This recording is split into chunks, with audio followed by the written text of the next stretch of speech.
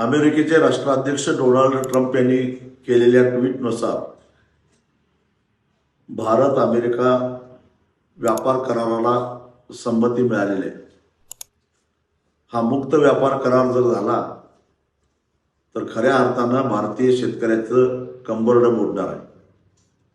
कारण या मुक्त करारानुसार अमेरिकन शेतकऱ्यांनी उत्पादित केलेला मका असेल, सोयाबीन असेल, त्याचबरोबर दुग्धजन्य पदार्थ असतील, कापूस असेल, इथेनॉल असेल, हे सारे काजू असेल, हे सारे आयात होणार आहे।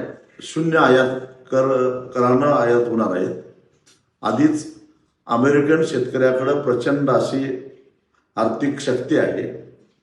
अमेरिकन सरकार भरमसाठ सबसिड्या देत असतं, तांत्रिक सहाय्य करतं, त्यांच्याकडे प्रगत असं तंत्रज्ञान आहे। शिवाय जीएम टेक्नॉलॉजीचा सर्रास ते उपयोग करतात, ज्याची भारतामध्ये बंदी आहे, संशोधनाला सुद्धा बंदी आहे। अशा परिस्थितीमध्ये मुक्त स्पर्धा होऊ शकत नाही। सरकारनं रासायनिक खतावरच्या सबसिडी कमी केल्यामुळं रासायनिक खताचे दर आकाशाला भिडत आहेत। पर्यायानं भारतीय शेतकऱ्यांचा उत्पादन खर्च वाढत चाललेला आहे आणि जीएम तंत्रज्ञानाचा वापर करण्याचा अधिकार नसल्यामुळं उत्पादन वाढायला तयार नाही।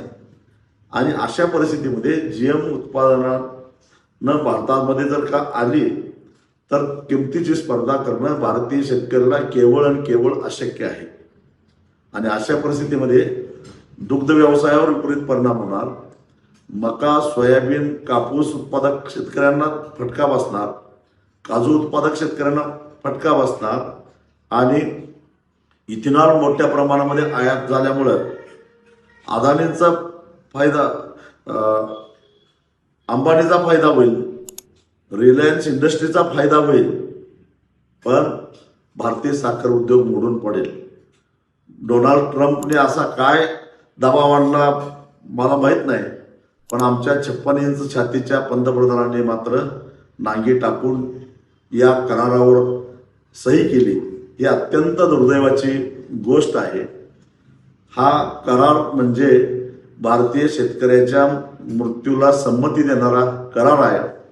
आता डोनाल्ड ट्रम्पना बोलवून एकदा भारतीय शेतकऱ्याचं श्राद्ध घाला, एवढंच आता शिल्लक राहिलेलं आहे।